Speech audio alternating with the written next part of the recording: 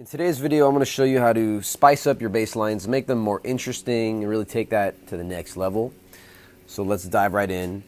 And we're starting with the most basic bass line ever. It's terrible, right? Let's just take a listen.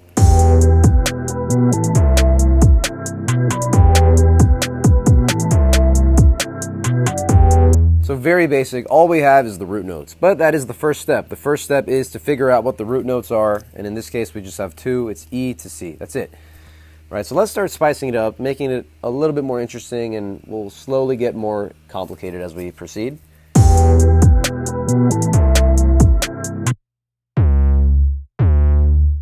So we can do something called passing notes. So passing notes are going to be notes that are in between, right, notes of the scale. So dum, dum, dum, dum. So this would be a passing note.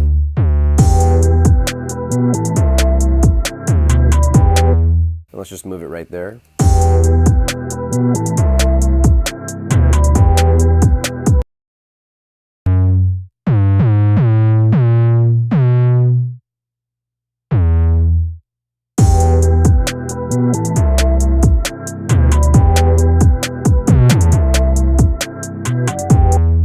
And we can also do this passing note here.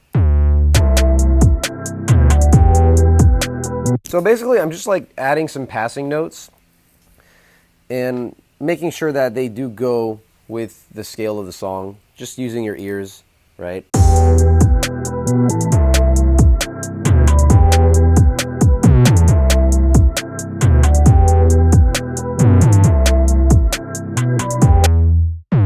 This I like. I'm actually going to move it here. And so we're basically creating some phrases, right? We want to keep it pretty simple, but interesting, right? So not simple, but not boring, right?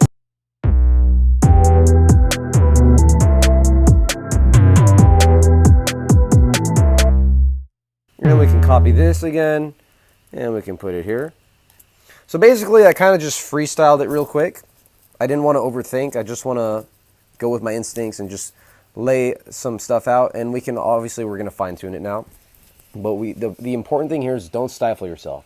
Don't get in your own way. Just let it come out, right? You can fix it later. So now we've added some passing notes, right? And we've created a little bit of repetition by having this section and also repeating it here, right? And this way we just create a little bit of that repetition familiarity.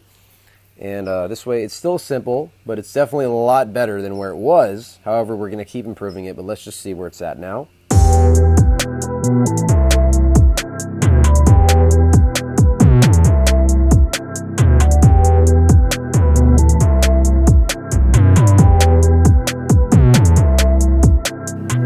Okay, so we'll add one more passing note.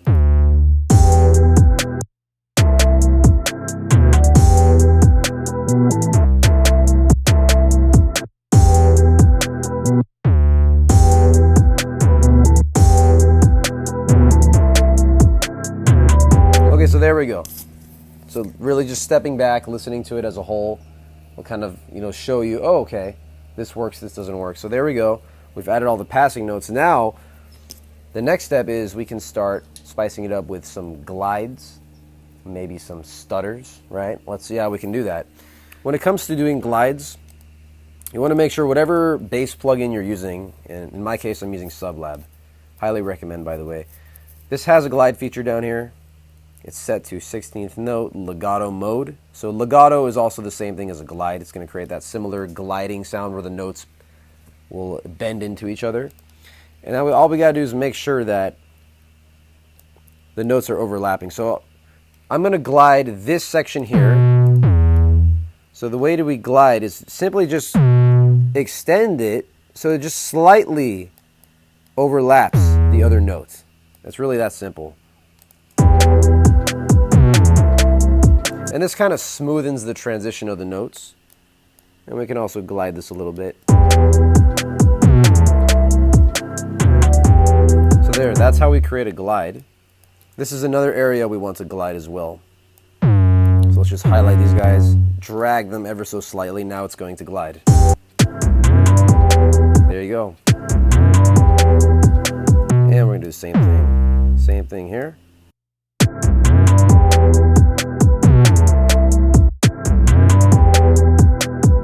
then I'll add another note here so this can glide into the top note.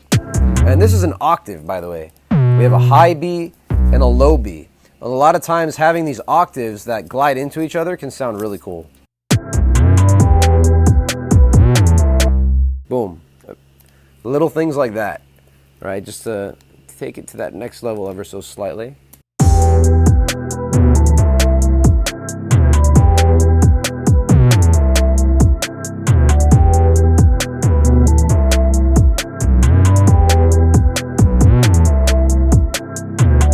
So there you go. So notice that each bar is a little bit different, and it kind of gets a little bit more tricky, and then boom.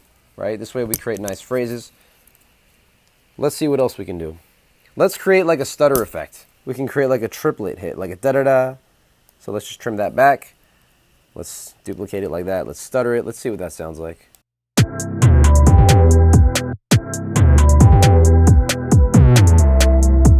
Okay. Very simple, right? So now we can start adding some more notes to give it a little more rhythmic variety. Dum.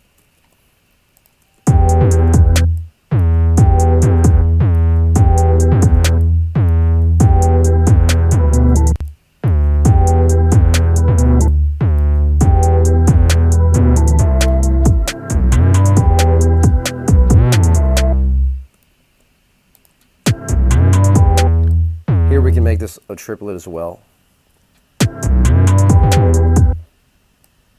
And we can shorten those notes. So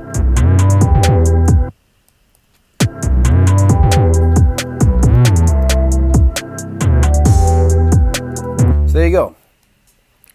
Simple things, right? And we've already made this bass line so much better than where it was. We just added some passing notes.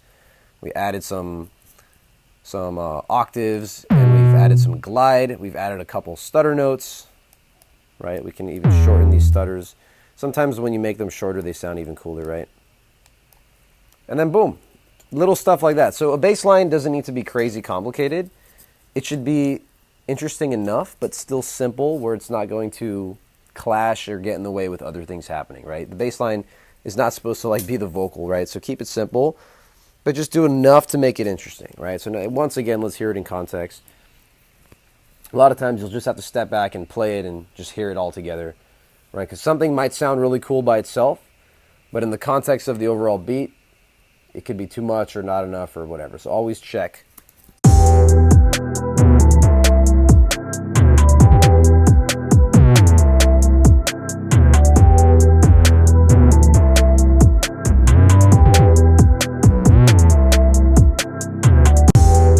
And there you go. That is how we do it. That is a dope, fire, interesting bass line. Done very, very quickly, and yeah. So practice, experiment, have fun. A lot of this really just comes down to clicking, random stuff, moving it around the scale, and just be willing to try things. That's it. That's it. That's all you got to do. Just try that. Hope this helps. If you guys want more extensive guidance, feel free to reach out to me or click the link in the description, and I'll see if mentoring is a good fit for you. So until next time, and thanks for watching.